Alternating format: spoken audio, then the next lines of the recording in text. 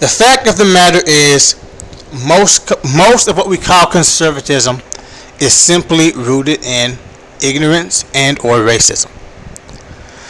This video is a response to a tweet recently posted by John Doyle into response by under his Twitter in response to a commenter who had a Chinese name.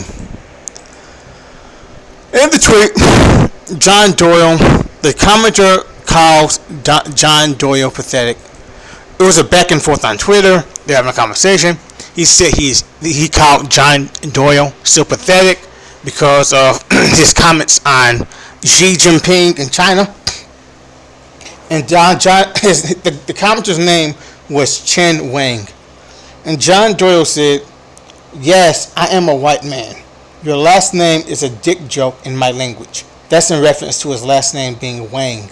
And Wang is obviously is used as a penis in English slang. It says, which your people line up to learn for a chance at being economically relevant. I read that tweet again.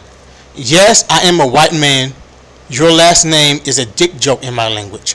Which your people line up to learn for a chance at being economically relevant. This basically just goes to show like the arrogance of Westerners. For all intents and purposes, China is the oldest civilization on the planet. Whether you like oldest continuous civilization on the planet. Whether you agree with Chinese or not, or you like Chinese or not, you cannot deny their accomplishments as a civilization.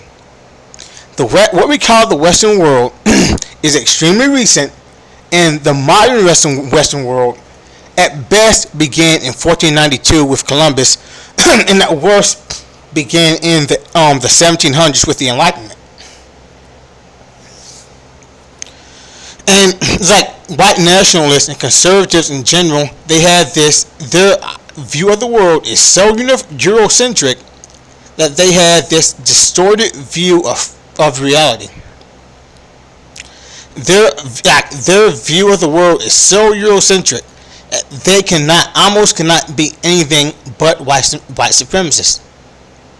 John Doyle, and even if they don't start out as white supremacists, for some strange reason, they always slip deeper and deeper into white supremacist ideology. John Doyle is quickly seeping into white supremacist ideology, and I wouldn't say it's unfortunate, but I think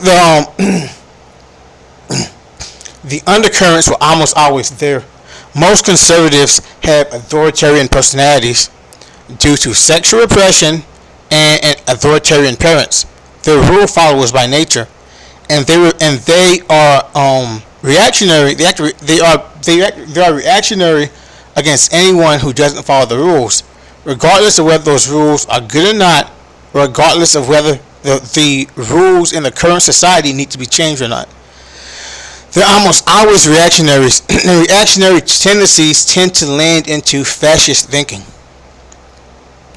It's like, unfortunately, conservatism, for all intents and purposes, it is white nationalist adjacent, also white supremacist adjacent. Now, it may not always have been this case. I would probably argue that it kind of was, if you trace back the entirety of history, but it certainly is today.